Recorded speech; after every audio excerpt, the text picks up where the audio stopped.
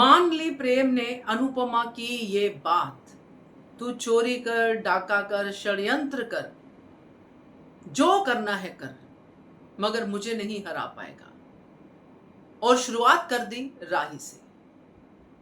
नमस्कार दोस्तों, स्वागत है आपका आपके अपने चैनल हंग्री स्पिरिट्स में। हंग्री स्पिरिट्स देख रहे सारे दर्शकों का मैं अंजू शर्मा दिल से स्वागत करती हूँ।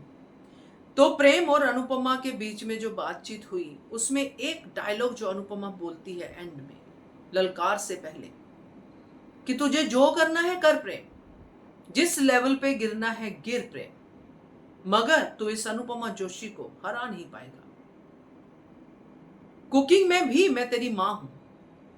जब ये डायलॉग बोलती है और ये डायलॉग सुनती है अनुपमा प्रेम से राही को लेके कि राही आज भी आपको नफरत करती है, और इसके बाद प्रेम का वापस घर आना, ये सब ललकार सुन के, ये सब सुन के अब वापसी में प्रेम के दिल में क्या है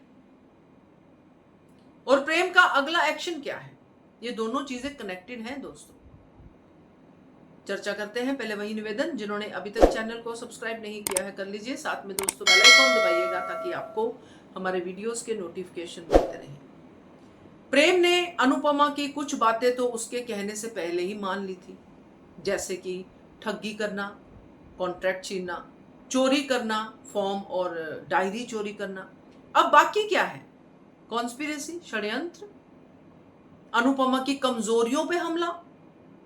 तो ये मौका खुद श्रुति ने दे दिया है प्रेम को, क्योंकि जब श्रुति प्रेम के कान भरेगी राही के खिलाफ, मगर बड़े ही तरीके से, अपने अंदाज में, कि बेटा राही नहीं समझ पा रही है अनुपमा की इन पॉलिसीज को।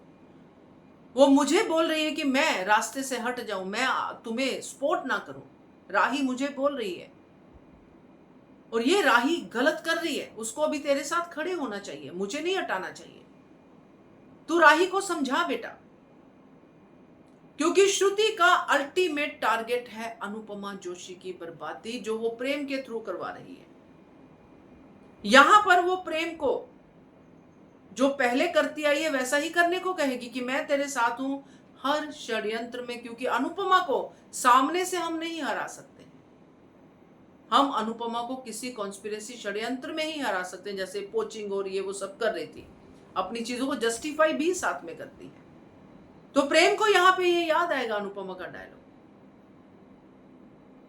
और श्रुति की ये जो बातचीत है, इससे प्रेम को यही लगेगा कि अनुपमा को अगर मात देनी है तो शुरुआत राही से करनी पड़ेगी, क्योंकि राही आज भी अनुपमा की भक्त है, आज भी अनुपमा को सही मानती है।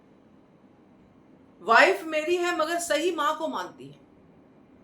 तो मुझे ऐसी बीवी नहीं चाहिए, इसको घर से निकाल देता हूं तो अच्छा रहेगा। तो श्रुति बनेगी जरिया राही को प्रेम के थ्रू घर से निकालने का बाहर, जो इस हालात में लग रहा है। और साथ में यही से होगी इनकी षड्यंत्र की शुरुआत, कि अनुपमा का फोकस हटाना है। अगर राही को पीड़ा होगी तो अनुपमा को पीड़ा होगी,